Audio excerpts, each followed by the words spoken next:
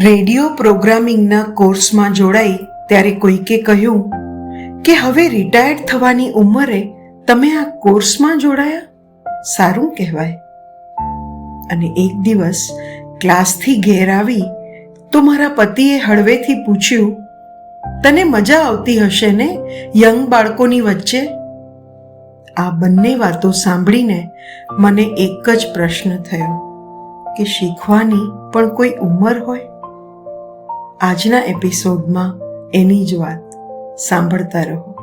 હું છું સોનલ ને સ્વાગત છે મિત્રો આપ સૌનું મારી વાત પોડકાસ્ટમાં. તે દિવસે મારા પતિએ ભલે હળવા મૂડમાં કહ્યું હોય, પણ એ વાત મને અંદર સુધી વાગી ગઈ. શીખવાની ઈચ્છા અને હોશને ઉંમર સાથે કેમ જોડી દેવામાં આવે છે? અને પછી મારા મનમાં તો તરત જ દલીલ શરૂ થઈ ગઈ કે અરે, યંગ કોણ? જેઓએ હજી ઠોકર ખાધી નથી કે જેઓ ઠોકર ખાઈને પણ ફરી ઊભા થયા છે?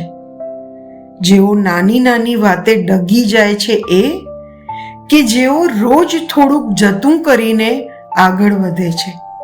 મને તો એક ક્ષણે લાગ્યું કે ઉંમરથી નહીં, જીવવાની રીતથી માણસ યંગ રહે છે. અને હા, મનમાં તો મેં દલીલ જીતતી જ લીધેલી. પણ મિત્રો, વાત એમ ક્યાં પૂરી થાય? મનમાં તો એ ભાવ ખરો જ કે લોકો શું કહેશે. અરે, એ તો કહેવાના જ. પેલું ગીત છે ને, કુછ તો લોગ કહેંગે. ત્યારે મેં નક્કી કર્યું કે મારે શું કરવું છે, અને મારે તો શીખવું હતું. લેખનથી અભિવ્યક્ત થવાનો જે શોખ હતો એને પોડકાસ્ટનું સ્વરૂપ આપી શકું, મારી વાતને વધુ સચોટ, વધુ અસરકારક બનાવી શકું, એ માટે મને મારી જાતને થોડી વધુ શાર્પ કરવી હતી. એટલે મેં તો આ કોર્સમાં જોડાવાનું નક્કી કર્યું.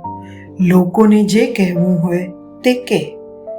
આ કોર્સમાંથી ટેકનિકલ વાતો તો ઘણી જ શીખી, પણ એથી મોટી 3 શીખ મને મળી, જે આપની સાથે શેર કરું છું. પહેલી શીખ, જાતને સમજવી. હું કોણ છું? મને શું અસર કરે છે? હું બાબતોને કેવી રીતે રિએક્ટ કરું છું? આ પ્રશ્નો આધ્યાત્મિક લાગે, પણ ખરેખર બહુ વ્યવહારિક છે. કેમ કે જ્યારે આપણે જાહેર માધ્યમમાં બોલીએ, લખીએ કે અભિવ્યક્ત થઈએ, ત્યારે આપણું અંદરનું ઘણું બધું બહાર દેખાતું હોય છે. એટલે જ જે કંઈ કરવું હોય તેની શરૂઆત જાત સમજથી જ થવી જોઈએ. બીજી શીખ, પોતાની શૈલી શોધવી. આપણે જે છીએ એ રીતે જ નોખા છીએ. ચંદ્રકાંત બક્ષીની એક વાત જેવા કે આ પૃથ્વી પર જન્મેલો દરેક માણસ એક જ છે. એટલે કોઈની નકલ કરીને આપણે મોટા નથી બનતા. એમ કરવામાં ઘણી ખરી વાર જાતને જ ખોઈ બેસીએ છીએ. મારે મારી પોતાની શૈલી શોધવાની છે, અને જો ખબર હોય તો એને વિકસાવવાની છે. વાંચીને, સાંભળીને, જોઈને, નવા અનુભવોને આવકારીને. એ રીતે ધીમે ધીમે મારા શબ્દો મારી વાતને અનુકૂળ બનશે, મારી ભાષા વધુ સચોટ બનશે, અને વિચારોમાં વધુ સ્પષ્ટતા આવશે. ત્રીજી અને સૌથી મોટી શીખ, કરવાથી જ આવડે. પરફેક્ટ થઈ જઈશ પછી શરૂ કરીશ એવું વિચારીશ તો એ દિવસ ક્યારેય નથી આવવાનો. કશીક આવડતથી શરૂ કરવું પડે. જેટલું આવડે, જેટલું બને એટલું. પછી ફીડબેક આવે, આત્મનિરીક્ષણ થાય, ભૂલ થાય, સુધારો થાય, અને એમ કરતાં જ વધતું જવાય. મૂળ વાત છે શરૂઆત કરવી. મિત્રો, મારી વાત પોડકાસ્ટ પોતે જ મારી શીખવાની અને કંઈક કરવાની પહેલનું એક પ્રમાણ છે.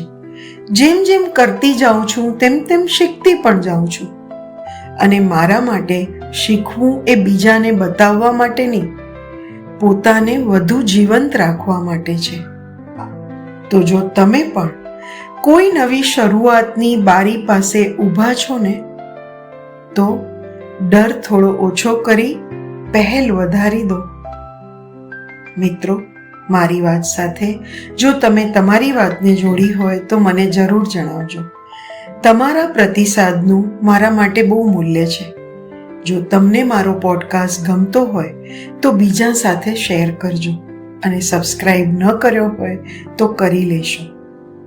ફરી મળીશ એક નવી વાત સાથે. ત્યાં સુધી આવજો.